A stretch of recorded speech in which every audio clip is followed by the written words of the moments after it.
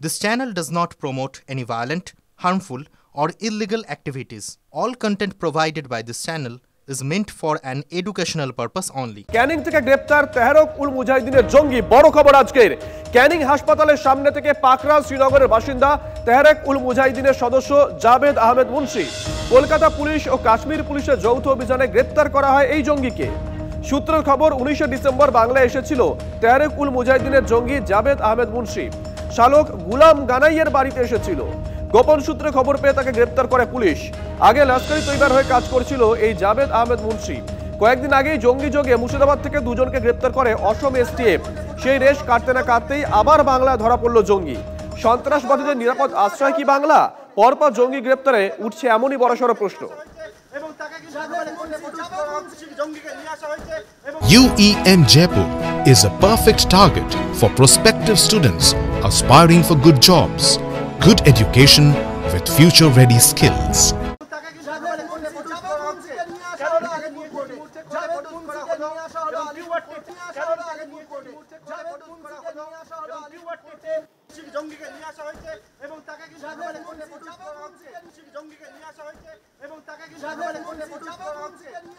সন্দেহভাজন জঙ্গি জাবেদ মুন্সিকে তাকে আদালতে পেশ করা হচ্ছে, সেই মুহূর্তের ছবি আমরা দেখিয়েছি। ক্যানিং এ এই বাড়ি থেকে গ্রেপ্তার করা হয় জাবেদ মুন্সিকে, তার আত্মীয়ের বাড়ি। ক্যানিং এর এই বাড়ি থেকেই জাবেদ মুন্সিকে গ্রেপ্তার করে। বাড়ির নাম গুলশন হাউস।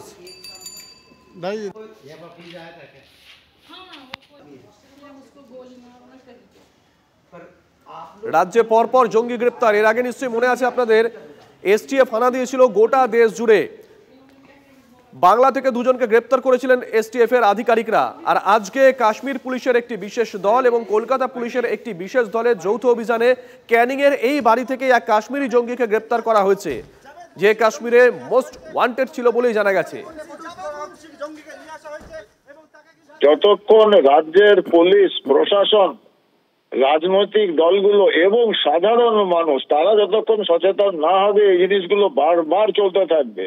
এই তাহরিকি মুজাহিদিন যেটা, এটা কিন্তু খুব চট করে খুব সাধারণ অর্গানাইজেশন নয়। এদের সঙ্গে সরাসরি যোগাযোগ রয়েছে পাকিস্তানের যে তাহরিকি তালিবান, যে তার সঙ্গে একটা সরাসরি যোগাযোগ রয়েছে। তার যে জঙ্গি, এটা কিন্তু নিঃসন্দেহে অত্যন্ত চিন্তার বিষয়। আমি জানি না এখনো পশ্চিমবঙ্গ প্রশাসন পুলিশের ঘুম ভাঙবে কিনা। এই তাহরিকি মুজাহিদিনকে দিয়ে কাশ্মীরে এরা অর্গানাইজেশন করছে। শুধু কাশ্মীর নয়, ভারতবর্ষের বিভিন্ন জায়গায়। বাংলায় ধরা পড়েছে, কর্ণাটকে এদের জাল ফেলিয়েছে, কর্ণাটক থেকে লোক ধরা পড়ছে, মহারাষ্ট্রে কিছু জায়গায় জাল ফেলিয়েছে। কিন্তু ব্যাপারটা হচ্ছে, আমরা concern about Bengal. For what ever reason এখনো পুলিশ বা প্রশাসন কিন্তু সঠিক পদক্ষেপ নিচ্ছে না। এটা যদি চলতে থাকে এরকম, ন্যাচারালি একটা মেসেজ যাবে অর্গানাইজেশন গুলোর কাছে, টেরোরিস্ট অর্গানাইজেশনের কাছে, যে বেঙ্গলে পুলিশ প্রশাসন বা শাসক দল এরা আমাদের উপর বিরক্ত করবে না, আমরা এখানে নিশ্চিন্তে থাকতে পারি। এখন প্রশ্ন হচ্ছে, কি উদ্দেশ্যে ক্যানিং এ এসেছিল, বাংলায় এসেছিল কাশ্মীরি জঙ্গি জাবেদ আহমেদ মুন্সি? সে কি একাই এসেছিল নাকি তার সঙ্গে তার সাঙ্গপাঙ্গরাও রয়েছে? কাদের মাধ্যমে যোগাযোগটা হয়েছিল? যাদের বাড়িতে ছিল তারাও কি তার দুষ্কর্মের ভাগিদার? তারা কি জানতো নাকি পুরোটাই একেবারে গা ঢাকা দিয়ে করছিল এই জাবেদ আহমেদ মুন্সি? এখানে এসে কার কার সঙ্গে যোগাযোগ করেছে, পুরো বিষয়টাই কিন্তু পুলিশ জানতে চাইছে, এমনই অনুমান প্রাক্তন পুলিশ কর্তাদের।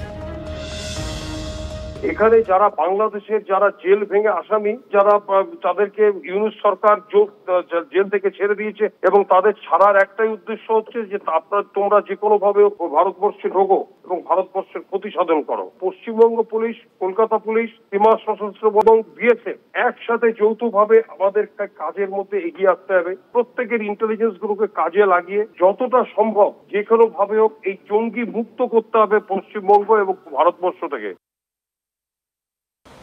দেখুন, যে রাজ্যে একজন মন্ত্রী এবং কলকাতার মতো শহরের মহানাগরিক বলেন যে আর কিছুদিন অপেক্ষা করলে ওনারা সংখ্যাগরিষ্ঠ হয়ে যাবেন, উর্দু ভাষা মানুষকে শিখতে হবে, বাংলায় একসময় উর্দু ভাষাভাষী লোকের সংখ্যা বেশি হবে, সেই রাজ্য থেকে জঙ্গি ধরা পড়বে না তো কি বিজ্ঞানী ধরা পড়বে না? সেই রাজ্যে আপনি জঙ্গিই পাবেন, বিজ্ঞানী তো পাবেন না বা অন্য কিছু পাবেন না। তো জঙ্গি ধরা পড়ছে। আর ওই পশ্চিমবঙ্গ পুলিশ জঙ্গি ধরতে পারে না, ওরা শুধু ফন্দি আটতে পারে। জঙ্গিদের করে কেন্দ্র সরকারের ইনপুট হয়েছে, এনআইএ বা কেউ ধরে নিয়ে গেছে।